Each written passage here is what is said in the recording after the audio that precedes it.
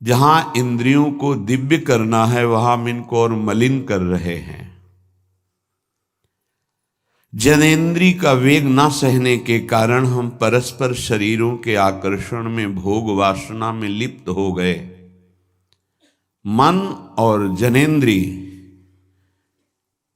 संपूर्ण रूप से काम वासना से युक्त होने के कारण मलिन हो गई। ये देह पिंड चाहे पुरुष शरीर हो चाहे स्त्री शरीर हो, कोई खास बात नहीं इसमें खास बात है भगवान की प्राप्ति कर लेना। खास बात है तुम्हारा चिंतन दिव्य हो जाना। खास बात है इस शरीर से सबकी सेवा बन जाए। माता पिता भाई बंधु परिवार समाज राष्ट्र धर्म भगवान सबकी सेवा बन जाए तो ये शरीर सार्थक हुआ। नहीं क्या मांस का पिंड है, रक्त संचरित नस नाड़ियां हड्डी त्वचा और इसमें जो डालो मलमूत्र बन गया। जितने द्वार हैं उनका सबको परिचय है ही है। कौन से सुख के लिए परस्पर शरीर में आकर्षण होता है? सच्चिदानंद सुख की लालसा वाला शारीरिक सुख के भोग में यदि अनेक जीवन व्यतीत करने के बाद ये भी जीवन व्यतीत कर दिया तो हाथ क्या लगेगा? इतना जीवन व्यतीत कर दिया, क्या हाथ लगा? बहुत विवेक विचार की जरूरत है। धर्मयुक्त काम भगवान ने अपना स्वरूप बताया है सृष्टि संचालन के लिए। यदि विवाह पाणी ग्रहण संस्कार करके संतानोत्पत्ति के लिए विधान किया गया है तो वो धर्मयुक्त काम है, व्यभिचार वहां भी नहीं, धर्मयुक्त काम। अन्यथा धर्म विरुद्ध यदि काम का सेवन किया जाए तो घोर पापाचरण बनने लगता है और मलिनता पे मलिनता होती चली जाती है। स्त्री रूपा मेध्य पिंडे मुह रमृत धिया। हमारी बुद्धि इतनी मलिन हो गई है कि मलमूत्र के द्वार को अमृत पान का स्वरूप समझते हैं। कितनी निकृष्ट बुद्धि है। इन शरीरों पे है क्या? ऊपर के द्वार देखो, आंख से कीचड़ निकले, नाक से कितनी खखार के थूको, वमन करके देखो। नीचे के द्वार तो दुर्गंध युक्त मलमूत्र के ही हैं। किन भोगों में तुम अमृत पान करना चाहते हो? स्त्री रूपा मेध्य पिंडे मुह रमृत धिया नित्य लोलुभ्यमानम। नित्य तुम लुभायमान हो रहे हो कि अगर ये शरीर भोगने को मिल जाए, ये शरीर मिल जाए तो हमारा जीवन धन्य हो जाए। नित्य लोलुभ्यमानम है क्या? थोड़ा विवेक से विचार करके देखो।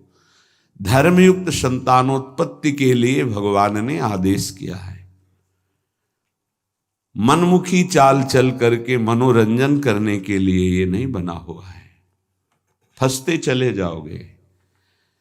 अमृत की लालसा से मृत होते चले जाओगे। तुम्हारे विचार मृत, तुम्हारे आचरण मृत, तुम्हारा शरीर मृत, तुम्हारी चेष्टा मृत, क्योंकि मृत लोक में हो। इसका नाम मृत्यु लोक है और खोज रहे हो अमृत। चक्षुर्न क्षुद्र जीवैरपि विहितो।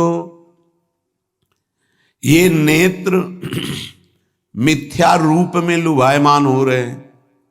चमड़ी ऊपर से गोरी पीली जैसी भी, उसी में हम आसक्त हो रहे हैं। इतने आसक्त हो रहे हैं। परसों एक नवयुवक भाई प्रश्न एकांतिक में कह रहे, जिया नहीं जा रहा, हमको हमारी मित्र ने धोखा दे दिया और हालत भी ऐसी थी कि करुणा लग रही थी कि कृपा करें प्रभु और इनकी बुद्धि को इस दलदल से निकालें। वो जीवन से हारा हुआ व्यक्ति बैठा हुआ है केवल एक बात में कि उसको उसके किसी मित्र ने, मतलब स्त्री शरीर ने उसको धोखा दे के दूसरे से ब्याह कर लिया। धोखा देके मतलब मन की गति है, इसमें धोखा और सही का क्षेत्र नहीं है। ये तो विचरण करता रहता है, आज ये आज ये आज ये। इसका कोई बिरला इसकी इस गति को रोक दे, वही साधना परायण साधक कहा जाता है। पर ऐसा नहीं होता है। जहां तुमसे बढ़कर कोई मिला तो वहां दृष्टि उसकी जम जाएगी, तुम्हें छोड़ देगा। संसार का खेल यही है। तुम्हारा प्यार अगर सही ठिकाने पे पहुंच जाए तो सार्थक हो जाए। वो प्यार मूर्ति प्रेम के खिलौना दो खेलत हैं प्रेम खेल, प्रियालाल, इनसे प्रेम हो जाए तो निहाल हो जाओगे। पर इनसे प्रेम करने के लिए कठिनता है। पहले सर्वत्र से राग हटावे तो इनसे प्रेम होता है, अन्यथा नहीं। सर्वत्र की ममता बटोर कर इनके चरणों में तब प्रेम होता है। बोले नेत्र दूषित हो गए बस यही देखते हुए। यही दुर्दशा है जीव की। सामने भगवान हैं चराचर जगत के हृदय में, उनको कोई नहीं देखना चाहता, और बाहरी केवल चमड़े को देख करके हम आकर्षित हो रहे हैं। ये चमड़ी ज्यादा दिन नहीं टिकेगी, जिसकी तुम देख रहे हो उसकी और तुम्हारी भी, ये नष्ट होने वाली है। इन्हीं को शासन में साधक रखता है। नेत्रेंद्री हम जहां चाहें वहीं जाएगी, अन्यथा नहीं जाएगी।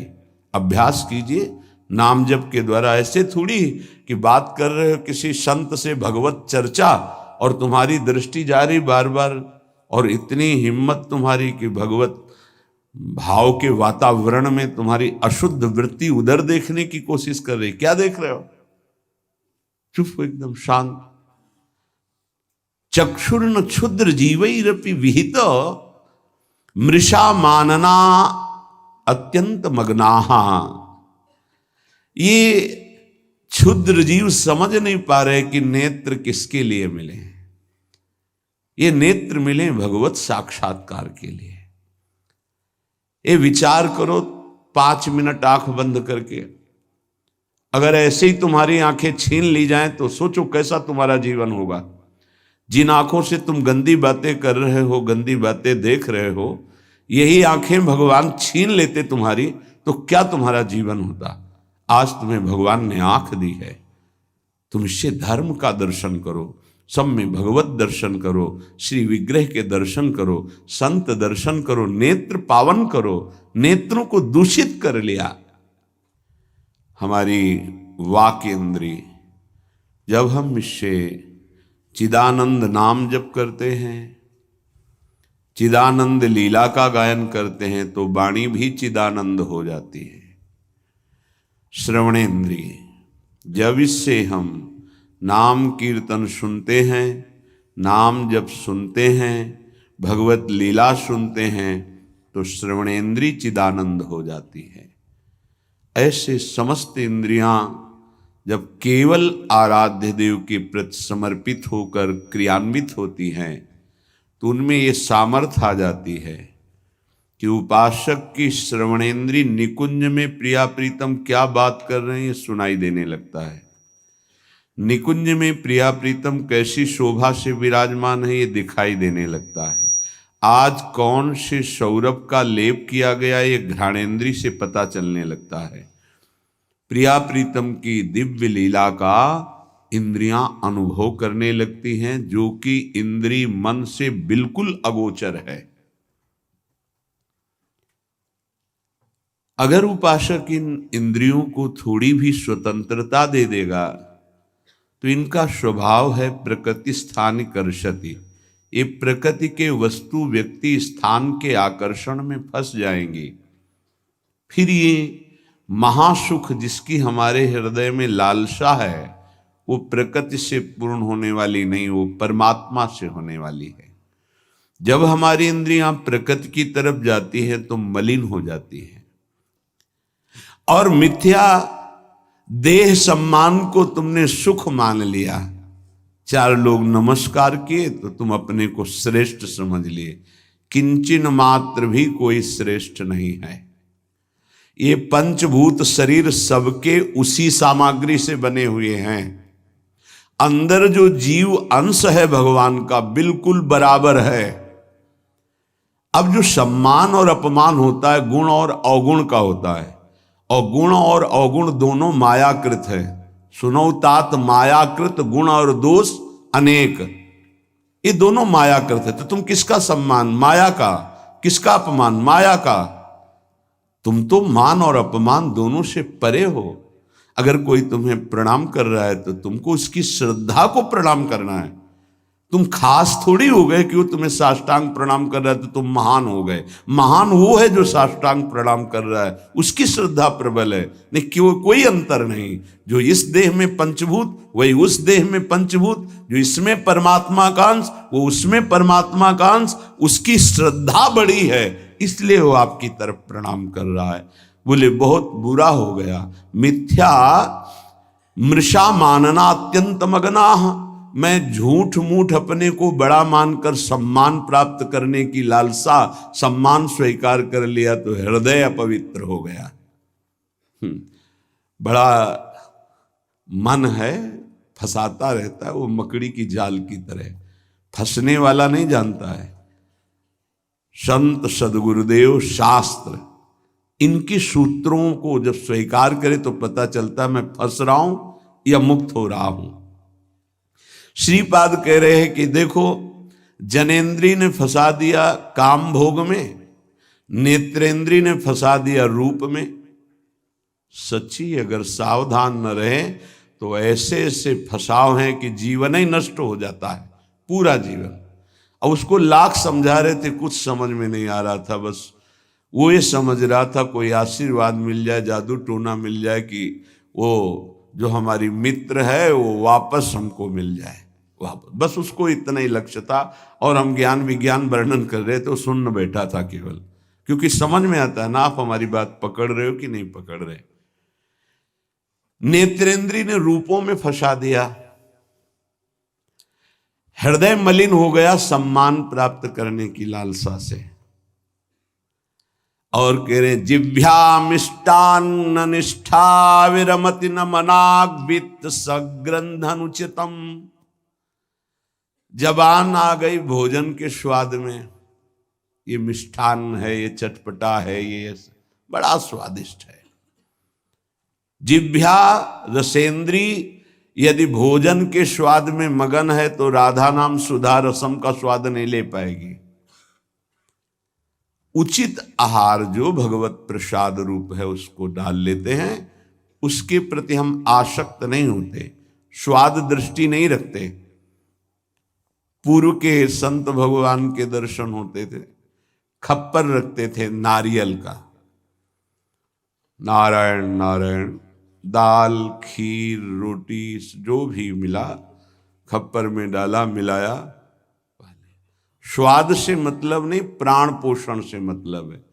और यहाँ धनिया की चटनी अलग, टमाटर की चटनी अलग, भरौआ मिर्च अलग, ये अलग ये अलग, तो फिर राधा नाम सुधा रसम भूल जाओ। ये 2 अंगुल की जबान है, बस इतने में सारा खेल है। यहाँ से नीचे उतरने पर कोई स्वाद नहीं है भाई, इतने में घुमाने का स्वाद है। और अच्छे अच्छे इसी में फंस जाते हैं। जिसकी रसेंद्री विजयी नहीं हुआ रसेंद्री से, वो हर इंद्री का विजयी होने पर भी विजयी नहीं माना जाता। रसेंद्री विजयी जनेन्द्री विजयी जरूर होगा, और रसेंद्री जनेन्द्री विजयी संपूर्ण इंद्रियों का विजेता माना जाता है। धैर्यवान उसे ही कहते हैं जो 2 इंद्रियों को काबू में कर ले, रसेंद्री और जनेन्द्री। रसेंद्री मिष्टान्न आदि भोग पकवान पाने के लिए लोलुप जीवन हो गया, पेट बढ़ करके छाती से 1 बीता ऊंचा हो गया है।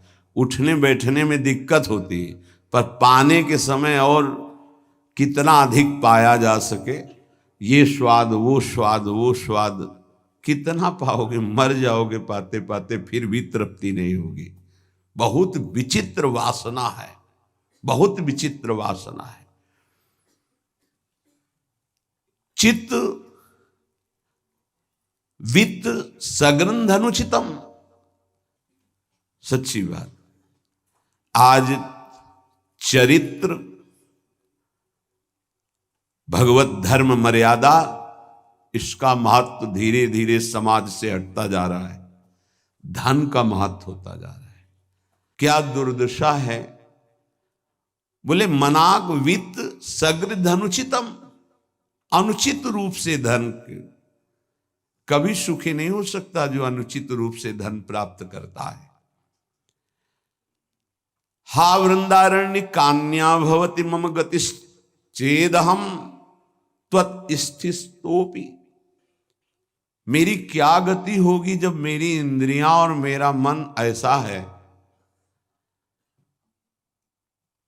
मैं आपका आश्रय लेता हूं, आपका वास स्वीकार करता हूं, मैं समझ गया कि मेरे से अब कुछ नहीं होने वाला, मेरी अनन्य गति आप हो। हे वृंदावन, आप मेरा सुधार कर दो। अब मैं कहीं किसी की ओर नहीं देख सकता, सिर्फ आपका आश्रय लिए हूं। भाव ये है कि हम सब तरह से हीन हैं, हर इंद्रिया हम पर विजय प्राप्त किए हुए है। उल्टा इंद्रियों पर हमें विजय प्राप्त करना चाहिए, इंद्रियां हम पर विजयी हो गई हैं, अब हम कैसे मुक्त हों।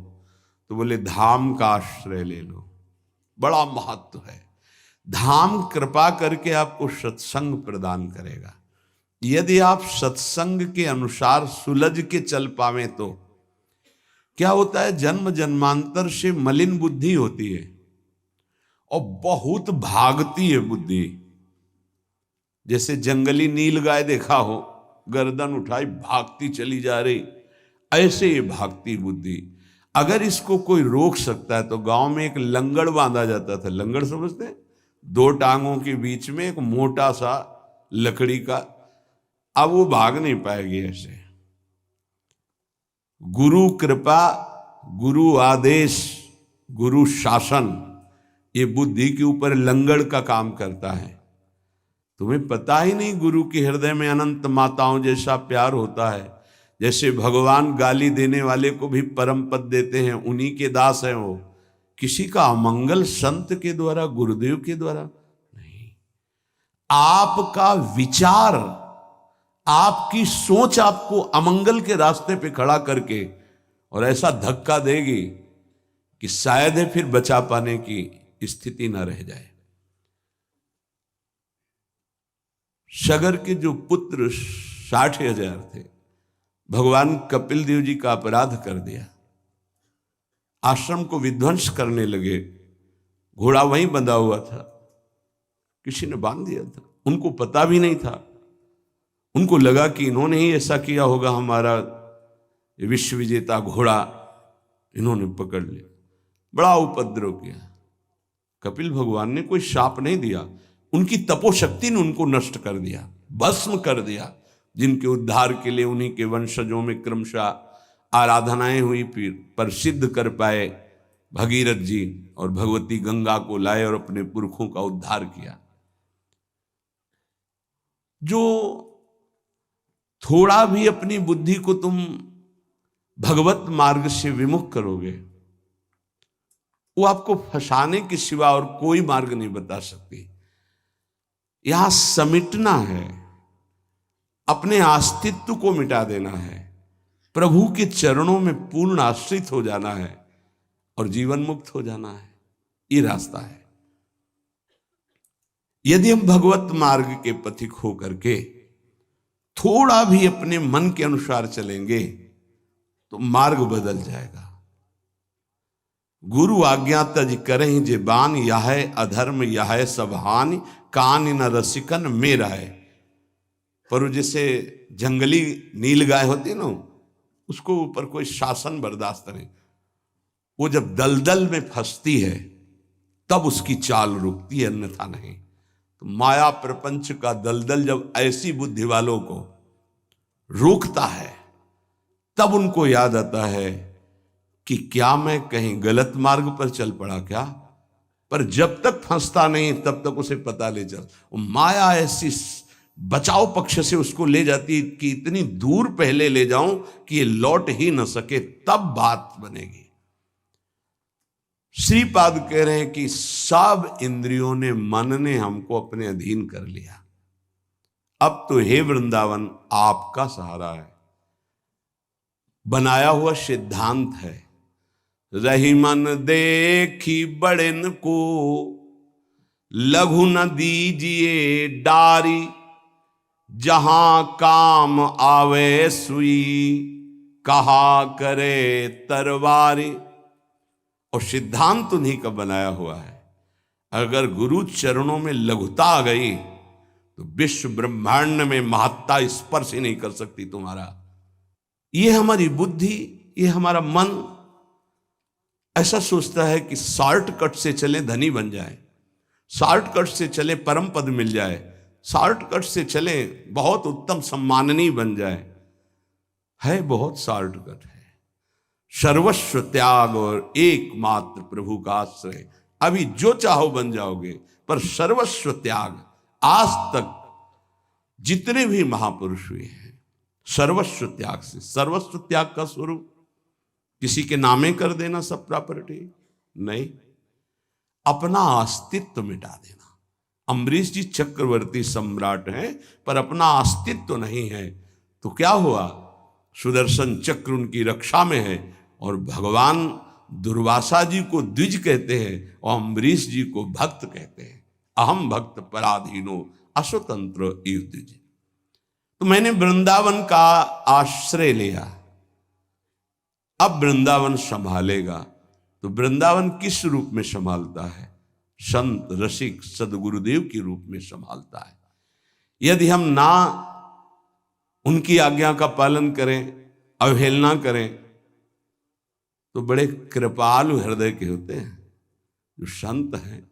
संत सरल चित जगत हित, जानि स्वभाव स्नेह।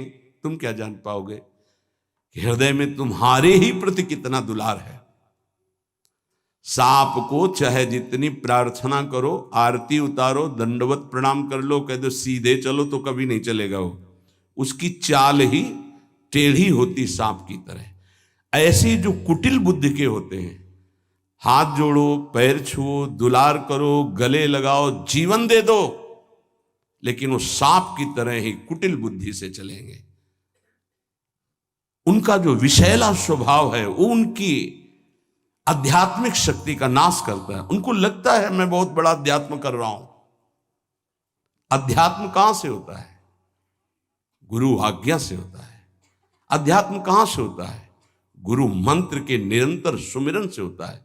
अध्यात्म जिसके अंदर है तो त्रिभुवन का संपूर्ण वैभव उसको मृत तुल्य लगता है। मृत तुल्य, न पारमेष्ठ्यम न महेंद्र दिष्ण्यम।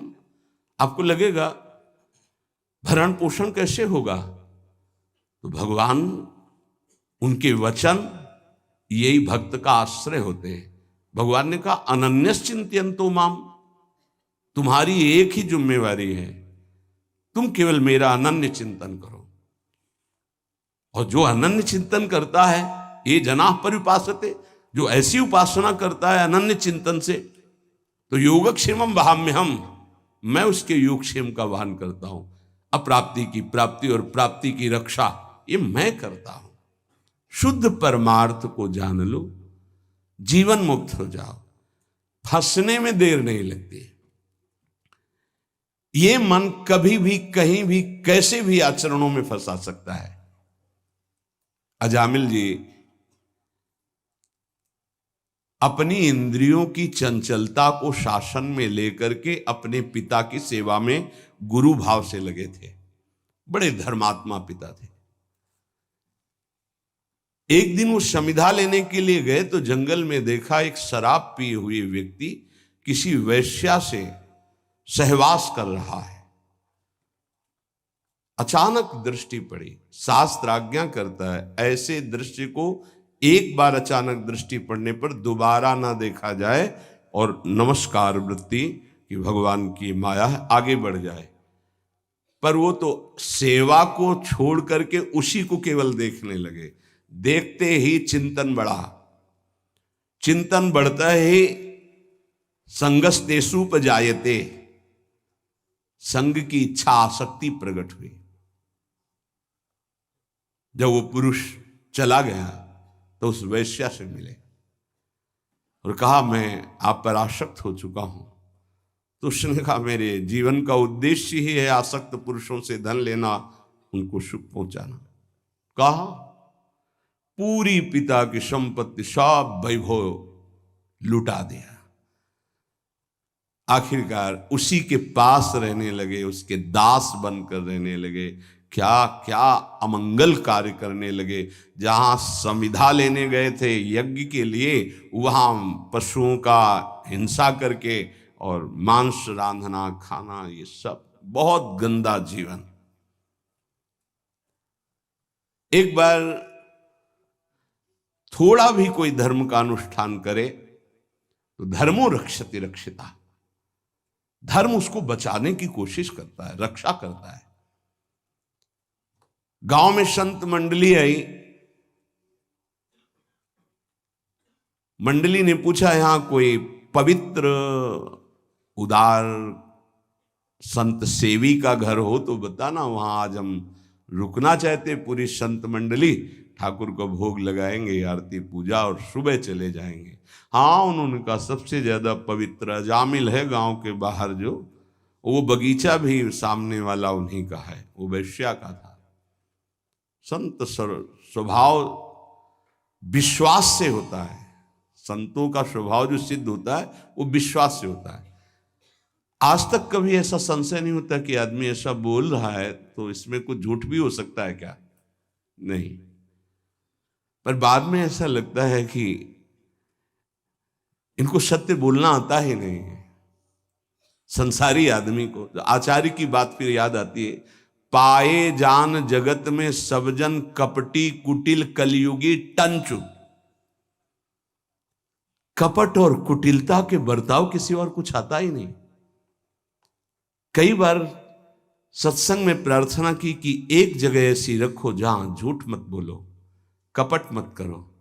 गुरु दरबार, दंड दो या पुरस्कार दो, आपके हैं, गलत हैं या सही हैं आपके सामने है। एक जगह तो, पर और जगह सब फिट हो सकता है, एक जगह जरूर छल कपट करेगा, क्योंकि पतन वहीं से होता है, जीव का पतन वहीं से होता है। जहां गुरुजनों से कपट और छल किया गया, माया जो कपट का जाल और छल का बिछाती, उसे कोई नहीं काट सकता। माया के जाल को कोई नहीं काट सकता। काटने के लिए गुरु प्रसन्न साहब अनुकूला, जैसे हमसे बोला जाता है, संतों से बोला जाता है, अक्षरशः लगता है सत्य बोल रहा है, संशय ही नहीं, क्योंकि विश्वास की धरा से ही चला जाता है, विश्वास ही होता है। तो संत जनों ने जाके वहां डेरा लगा दिया। ठाकुर जी विराजमान के, आरती पूजा शुरू, इतने में देखा एक मलिन वस्त्र पहने और एक हिरन कांधे पे टांगे और अस्त्र लिए हुई वहां। अजामिल ने जीव ही संतों को देखा तो संत दृश्य जी में पातक टरे, हृदय एकदम आर्त भाव से रो पड़ा और याद आई वो बात कि जब मैं जवान था तो कैसे धर्म का अनुष्ठान करता था, कैसे मैं पिता की आज्ञा से भगवत आराधना में, हाय मेरा जीवन किस तरह नष्ट हो गया। नजदीक गया, साष्टांग दंडवत। देखते ही संतों ने समझ लिया। उन्होंने कहा भाई ये बगीचा आपका है? बोल भी नहीं पा रहे थे, बस इशारा किया। हाँ बोले, बताया गया था कि गांव के बाहर एक ब्राह्मण हैं, बड़े पवित्र हैं, तो आपका ही नाम अजामिल है। बोले प्रभु ये तो आपके साथ उपहास किया गया है, मैं पवित्र नहीं, बहुत नीच पापी हूं। ऐसा धर्म का त्याग करके पापाचरण में वैश्या के मल जैसे अन्न से उदर पोषण करता हूं, ये देख रहे हो आप हिंसा, मेरे जैसा पातकी भ्रष्ट कोई नहीं होगा, ये तो आपके साथ उपहास किया गया। उनका भाई अब रात्रि में तो ठाकुर जी नहीं हटाएंगे, यहीं विराजमान करेंगे, पर आपका कुछ पाएंगे भी नहीं। तो चरणों में लौट गया, महाराज क्या अब भी मेरा उद्धार हो सकता है? कहा हाँ, आखिरी श्वास तक जीव को भगवत प्राप्ति का अवसर दिया जाता है। एक उपाय है, मैं देख रहा हूं तुम्हारे द्वारा वैश्या से एक अभी पुत्र होगा, तुम उसका नाम नारायण रख देना, बस। अब आप यहाँ से जाएं, हमारी ठाकुर सेवा है, हम सब संत अपने एक नाम कीर्तन पाठ और ध्यान आदि, आप जाएं, आपका मंगल होगा। समय आने पर बालक हुआ, वो उससे अत्यंत आसक्ति हो गई। जरा सी इंद्रियों की छूट दी तो एक संयमी ब्रह्मचारी नियमनिष्ठ ऐसे भ्रष्ट आचरणों में फंस गया। पिता ने फिर ब्याह भी करवाया था, पर दृष्टि जहां फंस गई। कुसंग हुआ तो जीवन बर्बाद हो गया, और सत्संग हुआ तो देखो कैसे परम पद मिलता है। अब तो उसी छोटे पुत्र को गोद में लेके घूमना, उसी से प्यार, उसी से दुलार। उसको क्या पता कि एक भयावह समय होता है जिसका नाम मृत्यु है। वो कभी भी किसी पर आक्रमण कर सकती है, और जब यहां से जाओगे ना तो कुछ भी तुम्हारे साथ नहीं। तुम्हारा किया हुआ धर्म और अधर्म, ये दोनों तुम्हारे साथ जाएंगे, जिसे शुभ और अशुभ कर्म कहते हैं। अचानक उसको दिखाई दिया दो भयंकर यमदूत, कांपने लगा। यमदूतों की दृष्टि मात्र से उसके मलमूत्र छूट गए, इतने भयानक। और उसकी आसक्ति अपने पुत्र पे थी, तो ऐसा लगा कि मैं आखिरी में एक बार अपने पुत्र को बुला के देख लूं। बुलाया, नारायण, बस मंगल हो गया। देखो, संत संग अपवर्ग कर, कामी भव कर पंथ। संत का संग सीधे मोक्ष प्रदान करने वाला होता है। नारायण, एक बार जी ही पुकारा, नारायण, णा पे जबान पहुंची कि दो दिव्य पार्षद भगवान के चतुर्भुज नारायण स्वरूप श्यामल कांति है, यमराज के दूतों को डांटा और फांसी काट दी। अब तुम इस जीव को स्पर्श भी करने का अधिकार खो चुके हो। बड़ा सुंदर प्रसंग है। अगर इसे बार बार हम सुने और इसे हृदय में बैठा लें तो जीवन मुक्त होने के लिए पर्याप्त साधन है। नाम महामंगल मूद में अजामिल जी की चेतना लुप्त होने वाली थी, फांसी पड़ चुकी थी यमदूतों की। यद्यपि उसने भगवान को नहीं पुकारा, अपने बालक के स्नेह वशात उसको पुकारा नारायण, पर संतों ने नाम रखवाया था। 88 वर्ष की आयु तक पाप ही पाप होते रहे उसके। यमदूतों को डांट कर भगवान के पार्षदों ने कहा, अब तुम स्पर्श भी नहीं कर सकते इसको। उनका, आप बड़े तेजस्वी देव स्वरूप दिखाई देते हैं, पर आपको पता है ये महानीच पापी हर क्षण पाप करता रहा है। ये मूर्ख अपने पुत्र के बहाने नारायण बुलाया है, ये महापापी है। भगवान के पार्षदों ने कहा, हम देखते हैं कि तुमको कोई ज्ञान नहीं है। जिस समय पुत्र के बहाने नारायण बुलाया, उसी समय निष्पाप हो गया।